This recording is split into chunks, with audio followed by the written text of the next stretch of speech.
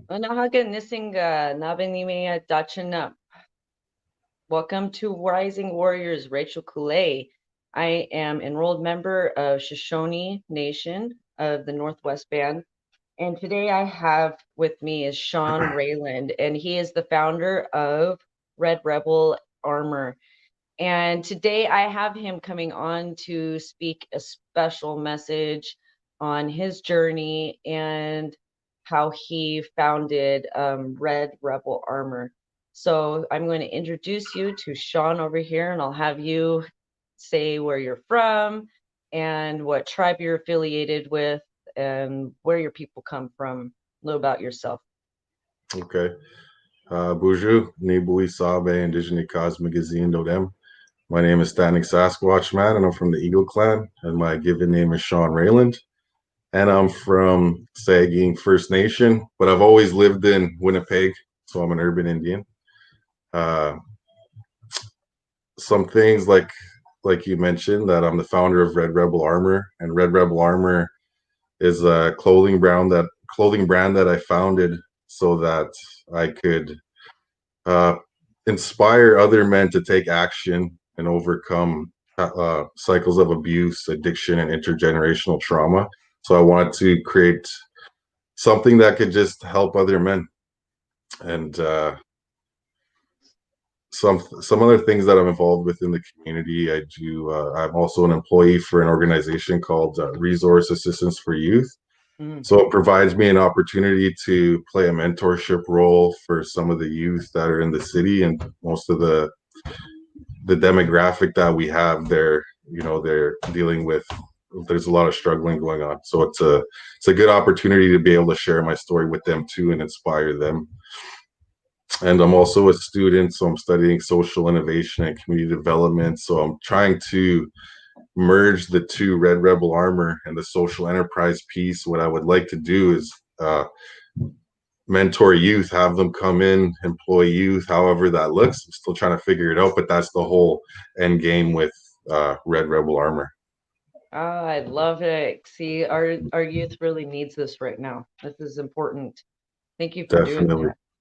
Yeah, It definitely. it takes, it takes a lot of people, for us to come out of the resilience and to really stand up to help, what is it that I went through to help, these next seven generations so that they can go through this healing and so that they know that they're not alone. Because I know when we're going through our traumas and things, especially as natives and being in the city, where there's a lot of things that we go through trying to fit in. Mm-hmm. And so we come from alcohol, there's the drug addictions, there's all gangs, prisons that we all end up going into. I went down the road of alcohol and some drugs, but not, I didn't go too deep into it. But my path, it led me down into drinking and trying, also trying to fit in, but then also trying to deal with my trauma, because I'm a rape victim as well. So Mm-hmm. so there's all these things, but a lot of people don't, we always hear about women and the trauma that women go through. And what spoke with me with you is, that you're sharing your voice about your trauma and inspiring men to speak up and to go through their healing themselves. And so that's what really inspired me and like caught my attention to your page is your message and your why, and why you're doing this. And so a lot of us, we, like we were talking just a little bit ago, that we have similar stories as far as our traumas and trying to live and in the melting pot of the Mm-hmm. world we're in right now. So wanted you to go back and just share whatever comes to heart and mind of your journey and what you have gone through to get to where you are today, and speaking and using your voice to help inspire these men. So I'd be honored for you to share your story with these men and inspire some people. So Yeah, for sure. wherever that Yeah. is that you want to start in your life, go ahead. Yeah, like, I'm very honored to have this opportunity to speak about my life. Gives me a chance to be vulnerable. And like we were talking earlier, there's strength in that vulnerability, but it's always scary every time. Yeah. It doesn't get easier for me. But after I talk about it, I feel like a, a weight has been lifted just a bit. I get to tip my cup for a bit. Yeah. And so with everything I was talking about that I do, most importantly, I'm a father to 7 daughters. That's the biggest thing. Oh. And because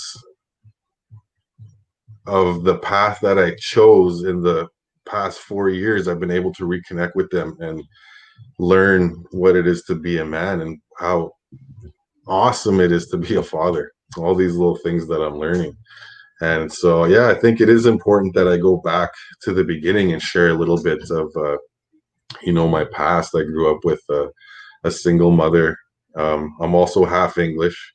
So early on in the beginning, my family unit broke up. One of the earliest memories I have of my father, he's just driving away in a police car because of domestic violence and everything. So, Mm. that kind of helped shape what was going on with me then. So we did travel. Like, I live in Winnipeg, so we did move around a lot in Winnipeg, went to a lot of different schools.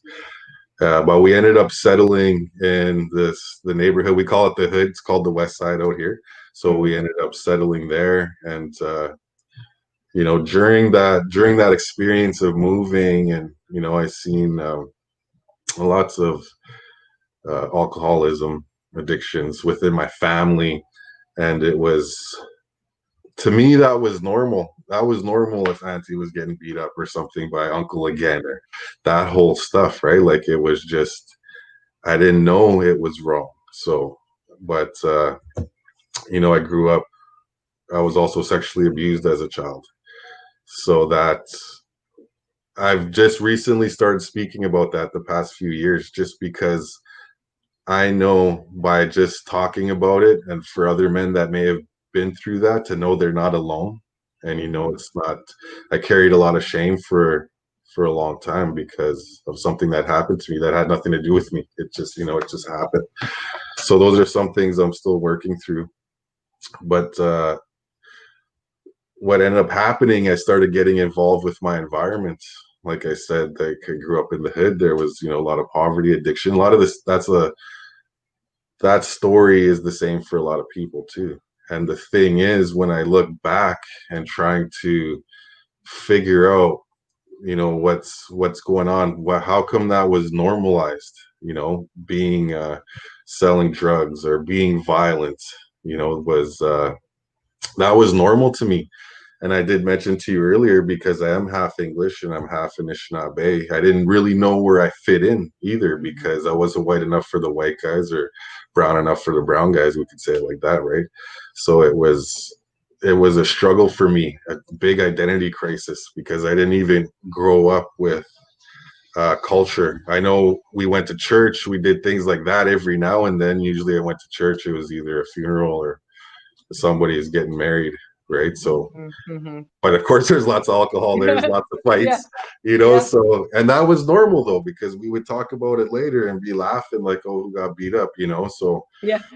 And I always talk about being normal is because it's not normal, but it's, I guess, just being in that environment and not having a fresh perspective, that's that, wait a minute, that ain't normal.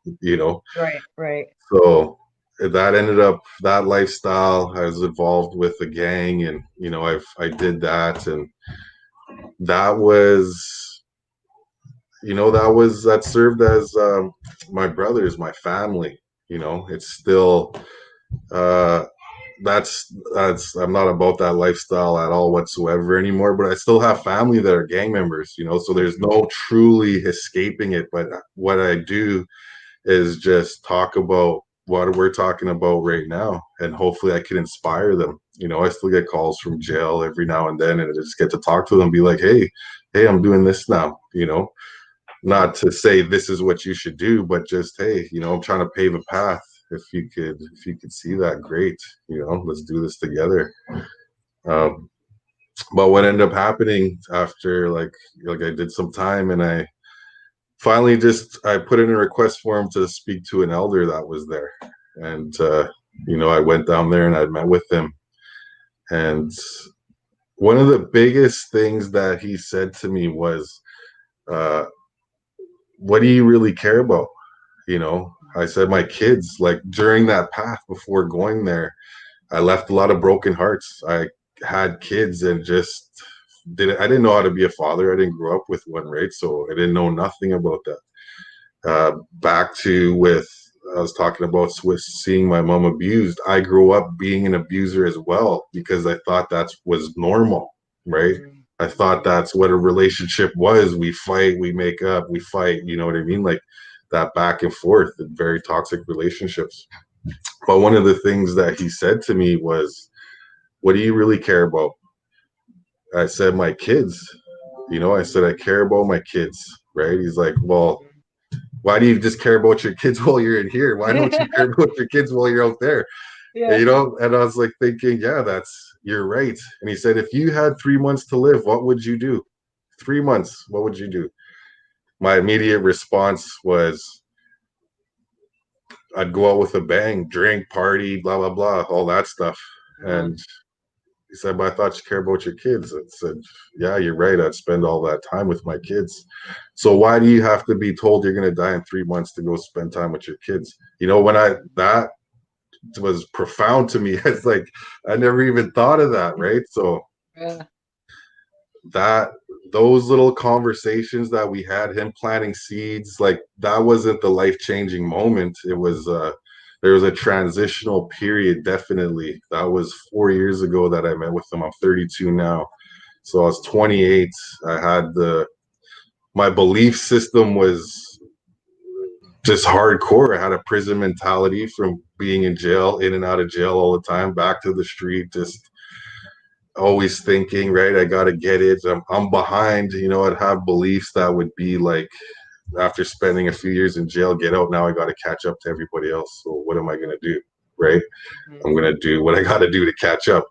But I just end up back in jail, and I wouldn't spend time with my kids. I wouldn't do any of that. If I did, I was buying the presents or doing that more like a Santa Claus, not a father. Right.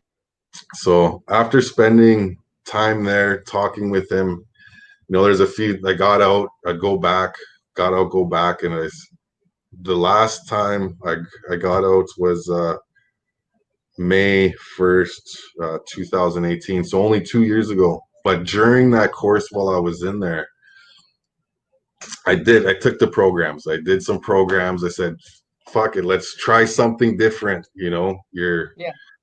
I guess I was aging out, they call it, when you're getting older and you're seeing things a little bit different, a little bit more clear, right? So I say, you know what, I am going to give it a shot. I am going to try this normal life that people talk about, whatever it may be, And that time too, I was doing a lot of sharing circles in there, just talking with a lot of other guys, and that helped to, like I said, tip that cup like we're talking right now, So I got my mature grade 12 in there. Out here in Canada, it's called a mature grade 12, so that I could attend a post-secondary if I wanted to.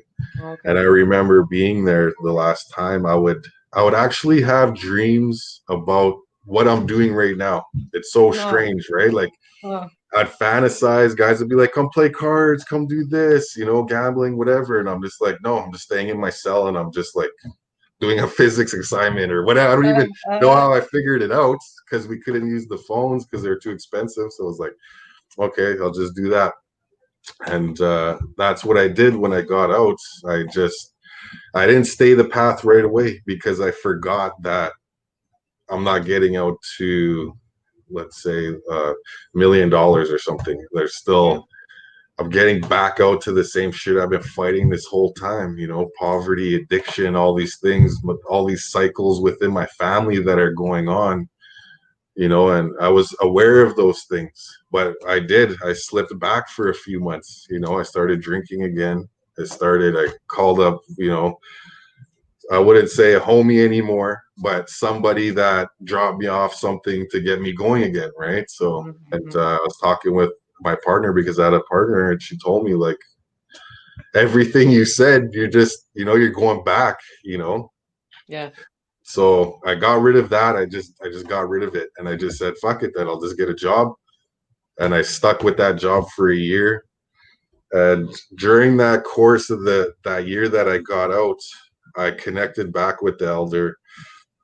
We started doing sharing circles. He ran a sharing circle here in the inner city. I just started going there and just talking and, you know, sharing my experience and the struggle of going from, we could say, like a gangster mentality, criminal mentality, whatever you want to call it, to just trying to be a regular Joe. But it's more than a regular Joe, but I'm just using that term just Right. to people understand it. And that was hard because I had to shed a lot of beliefs. I had to shed that ego that was driving me, that said, you need money, you need this, you need that, you know, like, but just going there. I remember like my third sharing circle that I attended, because we were doing them weekly then. It's like we still were until COVID. I just cried. I just cried like a, it felt so good. I was gonna say like a big baby, but no, I cried like a Mhm. man, because that was so hard. It took me years to cry. My body didn't even know how, like I didn't know what was going on. My body was just like, I was like, what the hell's going on with me? And the tears, and I was crying, and you know, I was looking around, and you know, I could just feel the energy in that room. It was always a safe space. You know, we came there with non-judgment, and I sure missed them because of COVID, but you know, I was able there just to connect with other men and just know that we're looking out for each other every week. We kind of built, you know, that community piece that we're missing. And especially in today's society, for a man to cry, that's that's unheard of. Nobody, that's almost frowned upon, but it's not. You know, what I've been learning about our culture is that, you know, that takes a man to cry. You know, it's okay to be vulnerable, right? Through that vulnerability, there's strength, right? So a lot of healing started to take place, and I committed. I remember having conversations with myself, like, you know, I'm not crazy, Yeah. but I do the same thing. yeah, exactly. And just said, you know what, just stay the path. I mean, so many times during this journey, there's been a lot of things that could have pulled me off. I just kept staying the path, and you know, reaching out to like the elder, like he's my mentor. So I found that support, right? So Mhm. as I figured, let's use it. Let's not turn away from it, you know. But through that, you know, I've gained my own independence on how to carry myself. And when I talk about being a man, yeah, it's more than just providing physical things. What I've become to understand, you know, it's more than just being a fierce warrior protector. You know, you got to get vulnerable with your kids. You got to provide that spirituality, that emotional connection, that mental connection, and that's not easy. Like I said, from spending time in jail, all my human interactions up until the past few years were either violence or sex, right? Mhm. Because I'd be with girls or be fighting, you know what I mean? So, Mhm. and being in jail, it's only fighting if you're touching Right. somebody, right? So, Right. well, out here, anyways, I don't know how everywhere else, but so transitioning from that to being kind and gentle again, that was hard. You know, it's almost like maybe it was institutionalization. I don't know. Sometimes I still feel like I'm going through that, struggling through that. And, but those are some, like, just little things like that. Like, you wouldn't even think that, like, hey, shit, I gotta be gentle now. You know, I went from thinking I was this person or acting a certain way because I thought I had to because of where I grew up, to just being gentle and kind, you know? So, um, that's some of my experience with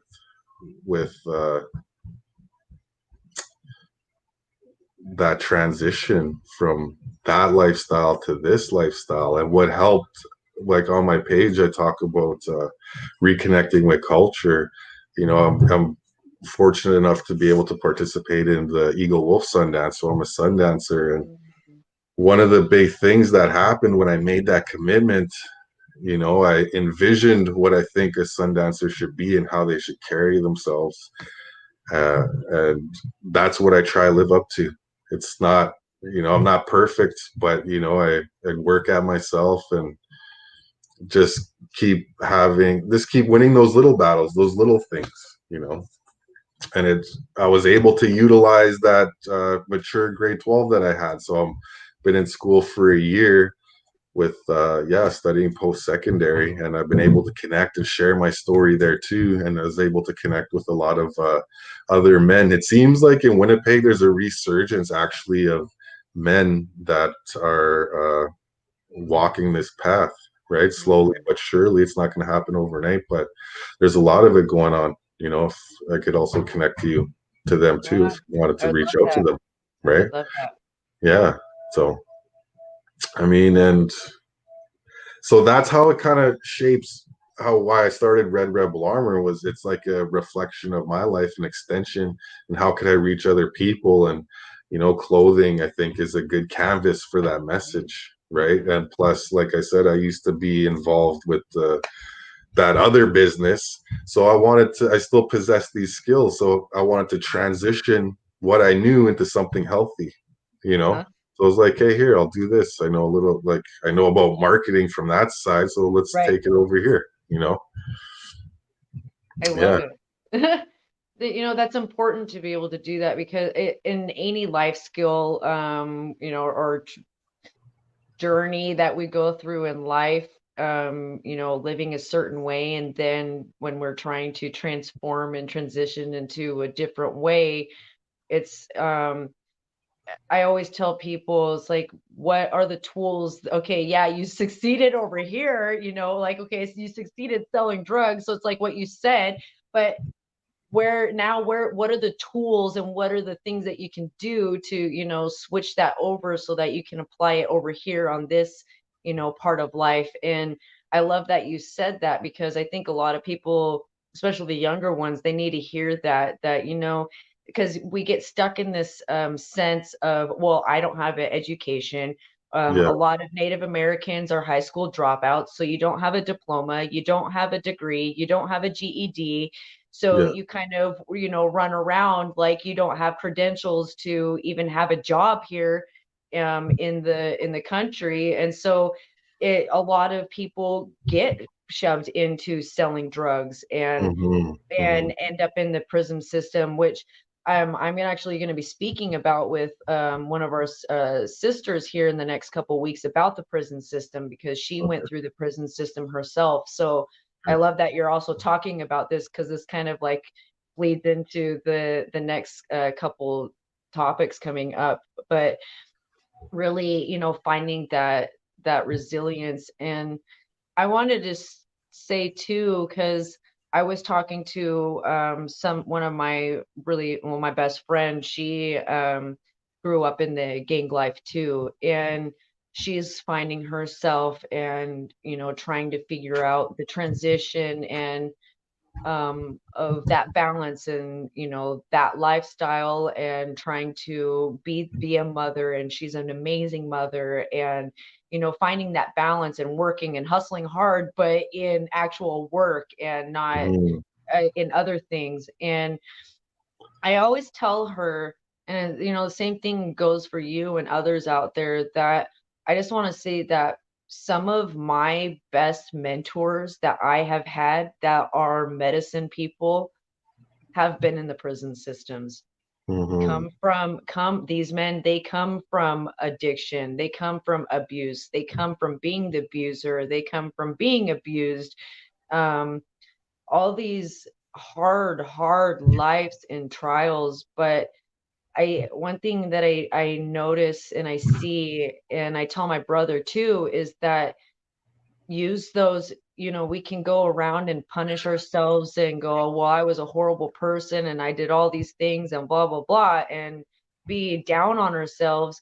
Or we can do and be resilient and do like what you're doing and these other mentors, that they're like, okay, yes, I did these things, but now it doesn't define who I am, and it's only molding me into who I'm becoming. And Hmm. if I didn't have these life, you know, lessons, if I didn't go through these trials, then you wouldn't be here. And, you know, you wouldn't have Red Rebel, you wouldn't be helping the youth, you wouldn't be finding your voice to, you know, speak up and to be like, hey, you know what, I've gone through this and this is what I've done. And, you know, carving that path. And that's also that warrior is, you know, going through, we go through and we carve paths, and Hmm. we, you know, we do the hard work and grind, but we're able to reach back and go, okay, you guys, this is what I did to get out, this is what the tools that I did. It may not work for you, it may work for some, but Hmm. or here are some other people that, you know, you can connect to, um, that have gone through these traumas and things like that. And I wanted to also like touch with the whole Sundance thing too, because I went through that myself. I'm a Sundancer as well, and I was called into Sundancing when I was 22 years old, and it was a year after I had quit drinking. So I haven't drank in 10 years now.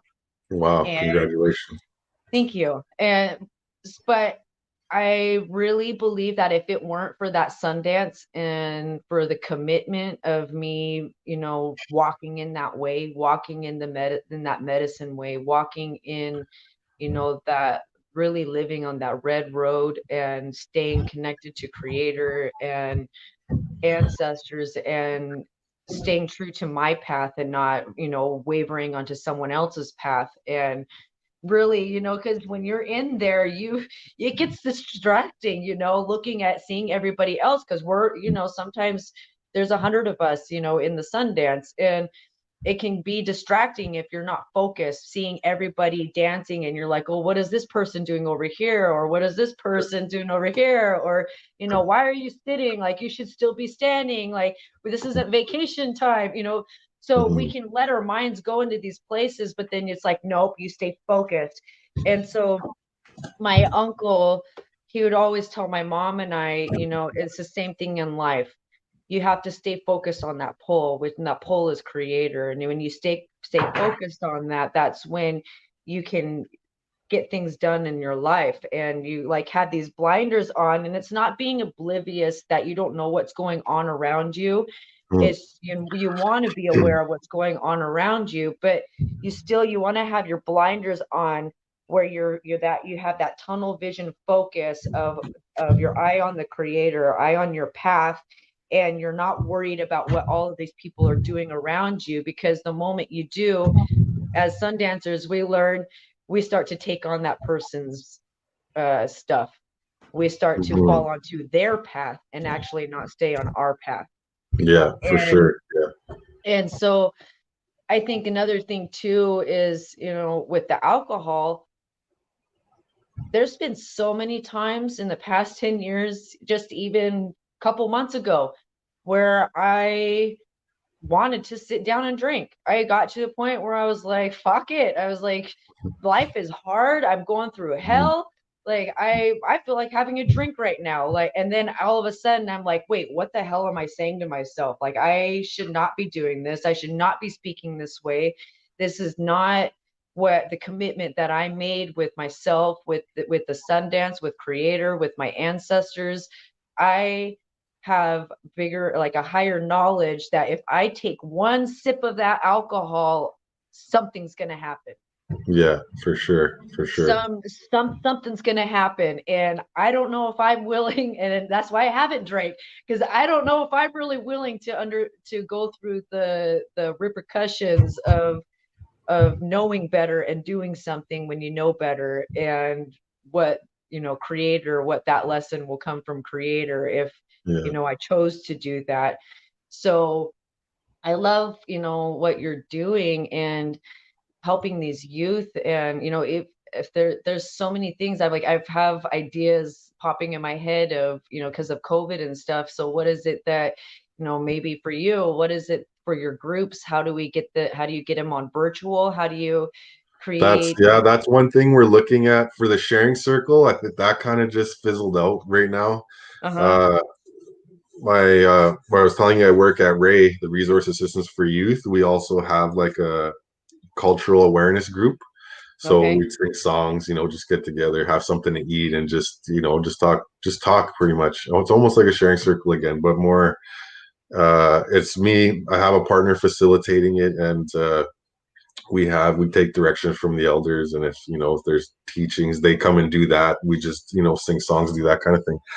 But we're thinking of moving it online because it was open. The facility has been open through COVID. They've been able to uh, fight the storm, you could say, and just still Mhm. manage to provide services because I love this organization. I'm just going to give them a shout out to Yeah. Ray.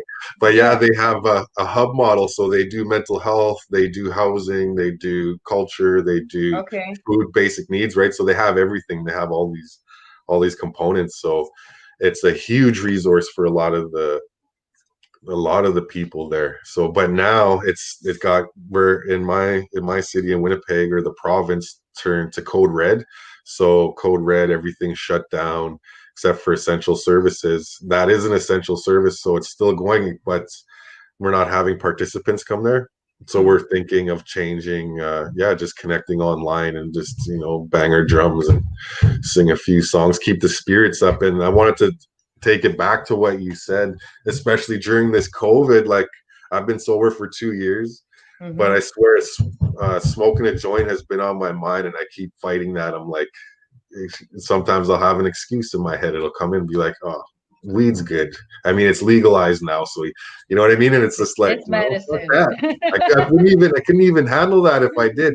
But I'm still struggling with that too. And it's like, it's weird how that just creeps in. So just having that awareness and that commitment you talked about making is the guilt alone. I just made the same commitment too, would kill me. You said you were going to do this and you didn't, so just being honoring my word, right? So Mhm.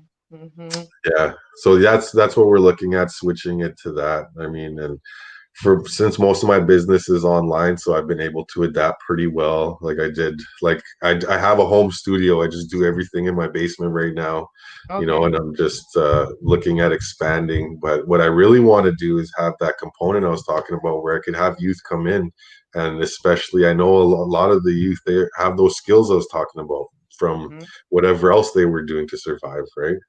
So it's like, how do we transition that to something positive? I could put this offering out there. If it works, it works. If it doesn't, it doesn't. Then just roll with the punches, you know?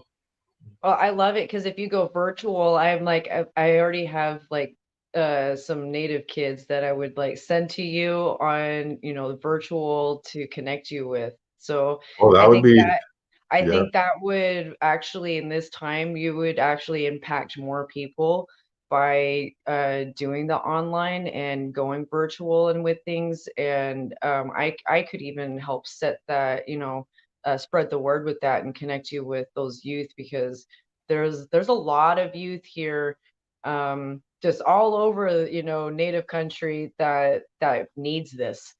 And Oh, I yeah. can Yeah. think of 10 off the top of my head right now that Wow. would That would be that would that be would really love this. interesting. That'd be really interesting. I could talk to my partner that I do with that, and if we could just, yeah, I mean, that's what it's about, and that might as well utilize the power of technology and get some shit done, some healthy shit, right? I would like Exactly.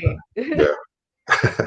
Yeah. We need to really work on this. But not only that, it's, I love the youth part because if we're really wanting change in the future, and this is, our native ways, but those that don't know, we live for the next 7 generations. We Yeah. don't live for ourselves, we live for the next 7 generations. So what are we doing, and those about you out there, what are you doing to help the next 7 generations? What are you doing to impact these kids so that we have a brighter future and a more harmonious future together. And what are you doing to exemplify, or what are you doing for yourself as parents to change the generational trauma, to break the cycles of abuse so that these kids don't have to go through this, and that it ends with them? And so I love what you're doing, and I honor what you're doing, and thank you, and I'll do Good. whatever I can to support you, and connect you with those youth, or whatever, or other people. If you're listening and this inspires you to, and you want to connect with Sean, I can connect you, and let's help our youth, because the youth are our future. And they if we don't help them, then who's going to? And Mhm. we're just gonna, if no one steps up and really starts working on this, then I where's the hope for the future? And these Mhm. babies, they're warriors. They're warriors that have been brought into this world for this time, at the time that we're in. And it's up to us to help raise these little warriors so that they can be and do their jobs and what their purpose here is on earth. And so I just want to thank you, and go ahead and tell everybody where they can follow you, purchase your Red Rebel Armour. I'm excited. I'm looking. I've been going back and forth between a couple of your hooded sweatshirts, but I think I might be going with the one with the iron fist. Okay. Uh, I Yeah. really like the resilience of that one, the Okay. the Awesome. the strength within that. So go Yeah. ahead. Yeah. So you could find me at redrebelarmor.ca. I mean, at Red Rebel Armor on Instagram, and at Red Rebel Armor on Facebook. I did actually put out a TikTok. Find me at Red Rebel Armor on TikTok. So I like there's so much you could do with it. It's so powerful. I actually did a skit on there. It's actually, yeah, I don't know if you guys want to check it It out. was funny. I was watching Yeah. one of your TikToks the other day, and it had me laughing. Yeah. Was that the one where it's culture saves lives? And Yes, yeah, I know that was, yeah, that was it in a nutshell, right? that was But a good I one. just wanted to say one more thing. Just, Yep. like, I didn't grow up with mentors, or the mentors that I had, they didn't even know they were in those cycles of intergenerational trauma, addiction. They didn't even know. And they were teaching me what they knew, right? So I followed that path, but it was the wrong way, but they didn't know. So that's why it's so important for us men to be role models for the next generation, right? They need someone to look up to, that's healthy, that they could talk to, that they can confide in, and just ask questions on how to be a decent human being, you know. So, and I believe, we all have that potential out there. I know there's a lot of men struggling, but those men have the most to offer, because there's a lot of people that sharing those experiences that you have, and that you have knowledge about it. You're just waiting to make an impact, if not making an impact already. Mm-hmm. So, Mm-hmm. Which, Luce, thank you. Thank you for being on, and thank you everyone that's watching and will be watching, and stay tuned for more podcasts coming up. Have some good stuff coming up. So we'll see you guys later on the other side. Thank you. Have a beautiful day. take care.